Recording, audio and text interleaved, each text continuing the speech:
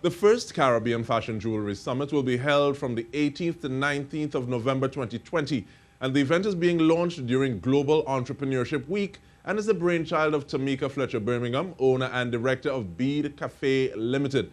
Now, Tameika joins us along with Teasea Bennett, who has made time to present at the summit while balancing jobs serving regional organizations as well as holding the role of CEO to her company, Rev Jewellery and Accessories. Thank you for joining us, ladies, and hopefully you are very well. Now, Tameika, I want to start off with you, please. What is the aim of this summit? The aim of this summit is to network, to bring together jewelry designers from across the region. So we are so happy to welcome persons from Jamaica, Martinique, even the USA and UK as well, Barbados, St. Lucia. So this networking opportunity will allow us to learn more about our different regions in jewelry making, as well as to learn how we can improve our industry as we focus on finding new ways that we can increase income into the jewelry making sector across the region. Thank you so much. Very succinct. And Teasea, let me bring you in now, because we may know a little bit about the Bead Cafe and all the good work that is being done in Trinidad and Tobago, but what is Rev Jewellery about? Rev Jewellery and Accessories. Well, Rev Jewellery and Accessories was launched in Jamaica by my brother and I in 2006. But then we opened our own showroom in 2009 because we found that we need to kind of sensitize and educate the public about handmade jewelry and how special it is. And since then, we've really built up a wonderful network of not only local in our island, Jamaica, but also we've spread out to have our products in different Caribbean islands, including Trinidad and Tobago. I have some amazing revelers, my customers there. So yeah, we are known for creating bold, unique, one-of-a-kind pieces using precious and non-precious metals and stones and crystals, gold and silver and copper and all of that good stuff. And with that in mind, though, who do you want to target? Who do you want to be part of this summit, Tameika? Because I see that it is something that is happening virtually. Naturally, we're dealing with the times. But who is the ideal person that you want at this summit?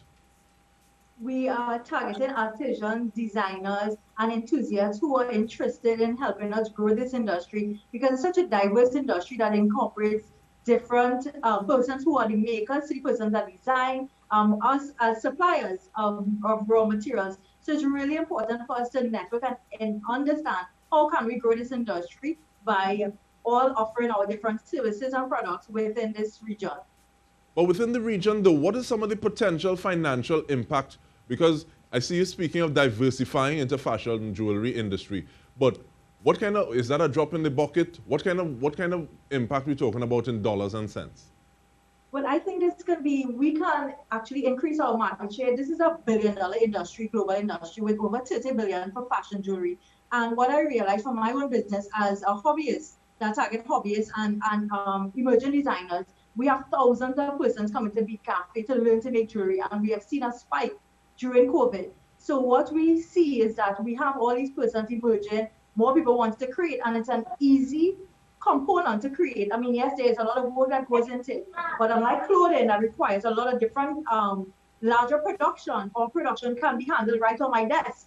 You know, so seeing this opportunity, I think that is important for us to educate our makers, artisans, and designers to realize this is a billion-dollar industry, and we have, say, from Pandora, who is one of the major players in the fashion jewelry industry, we have America that's very popular, and they are both on two different ends of the scale where jewelry making is concerned. But we believe that the Caribbean has so much potential when it comes to our creativity and our uniqueness because of our natural atmosphere, as you could say, full of color and beauty and creativity. You feel the same way about that, Teasea? I'm sorry? Do you feel the same way about that? Absolutely. Like when my brother started making the pieces, because we're a family-owned company, and he's the one who designs and makes all the pieces. He's the talent in our company. And when he started, I was like, there was nothing like this I've ever seen before. And I've lived and worked outside of Jamaica. I lived and worked in London, New York, and France. And so when I saw it, it was so refreshing. And that's one of the things that I found, even with the other designers that we represent in our store, because our showroom has now taken on a life where we sell other Caribbean and Jamaican artisans. The pieces are nothing you've experienced before. Our customers who are not just from the Caribbean, but also internationally. They are in love with the aesthetics. Colorful is a reflection which is unique to the Caribbean woman and to the Caribbean voice. And I believe what Tameika is doing with Bead Cafe and with this jewelry summit is something that it's just beautiful to see someone initiating this. And I was so honored and excited to be a part of it. When she reached out, I was like, absolutely, what you're doing is historic and it's amazing. And we need to come together. And I think COVID has really, really highlighted the fact that we need to really come together and partner and leverage what we have as a Caribbean people. Because Caribbean women and men, we're unique, we're gorgeous, and we have a lot of flavor to offer the rest of the world. Now you keep on gesticulating with that hand, and I keep looking at that piece. I want to ask, is the brother responsible for that? He's responsible for this. I have a few revelers in Trinidad probably brandishing this ring. Each one is unique, but he's responsible for putting this gorgeous slice of turquoise set in brass. And people can learn more about, just come on to the summit. It's happening tomorrow and Thursday. Can't wait to be there. They can come on and get to network and learn so much from all the other amazing Caribbean artisans who will be there as well. Not only Rev Jewellery. I feel we need to have a talk at one away and for me to become a reveler.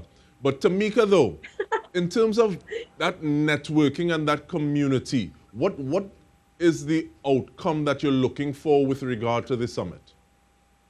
I want to see the artisans really energized and realize that there are other like-minded people across the region who believes in this industry, who are making and creating. Because sometimes when you belong to when you're not sure where you belong, and we want to establish that here, we actually have an industry. This is the industry, is the jewelry making industry, because sometimes we think it just as a craft, that's just something fun and excited, but it actually belongs to an industry that can be thriving, and we can continue to grow it so that we can have much more opportunities being created from this as a building block, basically. So this is really an opportunity for us to just come together. And what I love about the summit so far is that we have been able to attract someone from different islands across the region, and and they're reaching out and telling us how great they feel about this and the opportunities that may present themselves, because I'm big about entrepreneurship and creative entrepreneurship specifically.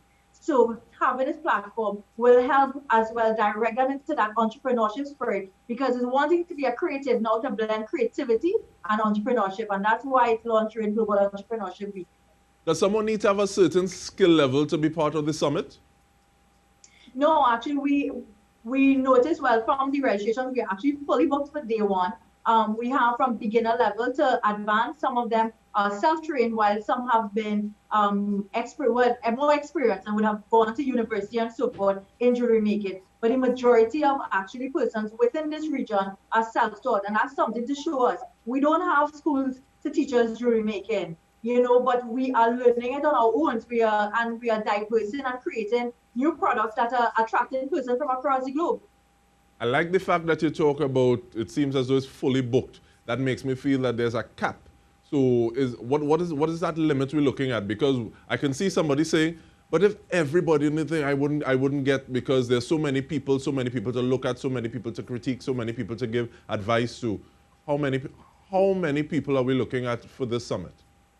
Okay, so each day we are looking at 100 participants and speakers together on each day. And we will be showing the opening live on Facebook.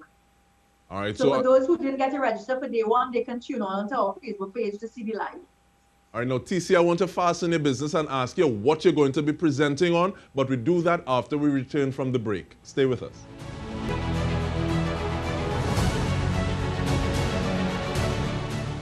Welcome back. We are speaking with Tameika Fletcher-Birmingham as well as Teasea Bennett about the summit that is happening on a very short order. And Teasea, what are you going to be presenting on?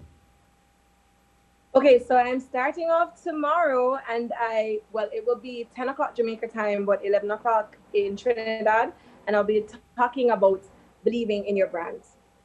So I have lots of goodies and hopefully some gems to drop for everyone who wants to hear about that.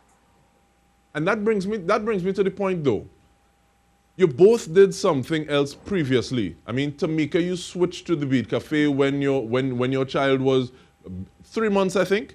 And if somebody looks at the fact that you went to UWI and UTech, Teasea, they wouldn't think that this is what you're in. So How do you get that person to take the plunge if they're thinking about it? What would you tell them? Wow, that's a loaded question. I always say to persons, I do not advise people to make certain decisions, but what I can do is share my authentic story. And my thing is, we grew up in a family where both our parents were entrepreneurs. So we grew up in an environment witnessing and being molded about having businesses. So in our minds, and I speak really for my brother as well, we always knew that we wanted to have our own business. We just never imagined it would be together. And for me, my thing was, it's best to do it well, for me at the time, I was like, you know what? I feel really passionate about this. I want to do this. I premeditated the name of my company from I was a teenager because I'm in love with the language, with the French language. It's my second language. And that's what Rev is a French word, which means dream. And for me, my thing was, it's best to do it at the time when I was much younger. I had less responsibilities, and because you recover quicker. But my personality as well is that if I don't try, I'm going to keep myself for it.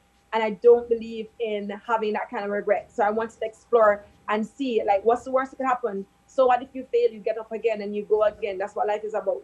So I always tell person, if you really feel passionate and strongly about something, that's just one of the main ingredients that you need to be an entrepreneur. Because especially with COVID, I'm sure many persons can attest to this, many entrepreneurs, if you really don't have the other part of it in terms of the love and the passion, you probably fizzle out.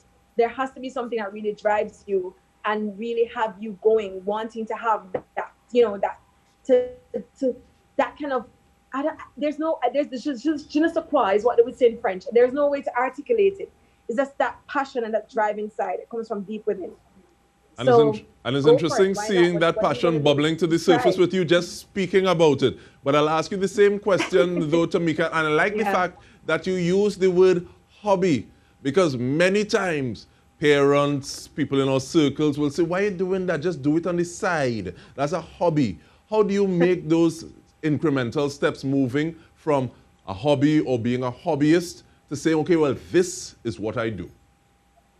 Well, one of the things that I try to do, especially in my programs, is to show them how they can actually hone their skills and their business skills. So your design skills is one thing, and that is where it's really important, even as a creative, to be skilled in the business side of things, understanding finance, understanding marketing. So before you take that plunge entirely, understand the scope of what business encompasses, because when they start to sell their first piece, trust me, from one of my classes, and I teach you the basics into jewelry making, and I show you how to develop that confidence in showing, because I always say you have to show people so that they can now see what you're doing. And there's a sense of pride when you find out that somebody is making something from their hands and their creativity and so forth. So the support is there, but you really have to have that willingness to work really hard, because business is wanting to have fun and enjoy making, but to really, really develop it into something that is a business, there is a lot of structure, a lot of strategy that goes into it. So the supporting part is start off as a hobby, enjoy it, hone your craft, understand the different techniques that you need to learn, and start selling, showing up, as I say, show up, start selling to your friends and family, you know, don't always give away everything. And you start to build that confidence and so forth, and then do the training, learn about the business. I mean, in every business, I have come from corporate to entrepreneurship, and the same thing that I would have done in corporate in communications and marketing is the same thing that I have to apply in my business daily. I spend a lot of time in creative work, but I have to spend a lot of time on the business side. So it is something that you can't have a thriving income, but it's something that requires a lot of structure and a lot of strategy. Now you speak about showing up. How does someone register so that they can show up for the summit? Okay, so you can go to our website, CaribbeanFashionJewelry.com, and you go to our registration link and you can sign up for the program. It's an easy process. Just sign up and you get your automatic link to our Zoom session. So we really, really just excited to welcome persons and just start this ball rolling so that we can have many, many more events like this. Now, Teasea, you speak about having a brick and mortar, I believe. What is the importance of... You speak about having a physical location. What is the importance of having a physical location that not only features your jewelry, but also jewelry of other artisans? I think there's strength. I strongly believe that there's strength in unity. You know, that expression, together we stand, divided we fall. And our space has really lent, I find handmade jewelry that there weren't many platforms which presented itself where persons could come in and find authentic handmade pieces. And Rev Jewelry we were trailblazers where that was concerned. There was nowhere else in Jamaica that had that space. And now to see where you have so many other boutiques now featuring handmade artisans is very refreshing, because people want that. People want to see something that is original and something that is unique and bespoke to the culture and to the various backgrounds or wherever they're visiting, and Jamaicans as well, not only visitors. And that we found it ricocheted in the sense that it resonated with other makers within the region. They were like, oh my God, can I be a part of this? They started coming to me, as Tameika pointed out, about having structure. That's how the dynamics of our business has really been successful for us, because my brother is a creative and I thoroughly enjoy the business part of it. And so the yin and yang with the both of us, it works really well because we understand our duties and responsibilities in the company. And person started approaching me to do the same thing that I was doing for my core company. And I was like, you know what? I think there's strength. It's a part of our mission and vision to really contribute positively to all our stakeholders and our community, as well as our environment. And the showroom presented an opportunity for us to be inclusive of persons within our community. And it's really worked out well, because someone will come there and they may find a Rev Couture too bold and outspoken and loud, and they will find something else that is much more delicate and minimalist, and everyone is happy. The artisans who makes the pieces and the customer. And it's just a wonderful balance. And that's what the showroom has done for us. And this is why it even motivates me to keep pushing, even when the tough gets going and when, you have things happening like a pandemic and so on. It's really taught me to go back to the drawing board and see how we can strengthen our business model and see how we can really continue having this momentum of having people wanting, because the demand is there. And that's one of the reasons we've been able to be successful, because we've been able to include other people and we listen keenly to our customers, both internally and externally. So we're very grateful for that. All right, and is that part of what you're trying to do on a larger scale, a regional scale, Tameika? Because I remember waiting for some events to happen, because I couldn't go to where the artist was because he living over Woy Woy, who live in Bobo Hill, who live in this place, but knowing that they would be here at this specific event. Is that part of what you're trying to do with the summit? So the summit is really focused because we wanted to just really welcome the designers together, bring us together. We will look at having platforms where we can market and sell, especially wholesale, because we want to try to get more handmade or locally made jewelry into the retail environment. I've had the opportunity to have products being made, what I made, and have them in retail stores. So, having that experience, I'm willing to pass it on and show them, okay, these are the factors that you need to consider if you want to have that consistency and that growth into moving from making one piece to making hundreds of pieces. So the platform right now is about the networking and the growth and the information sharing. But trust me, next year, you'll see us expanding that into having that exhibition and conference. Like so many have been able to be privileged to attend and have that platform where they can now show their products to a larger audience. And we hope by then we can physically meet, Definitely. Now, it's time for us to leave, but just give me the price, please.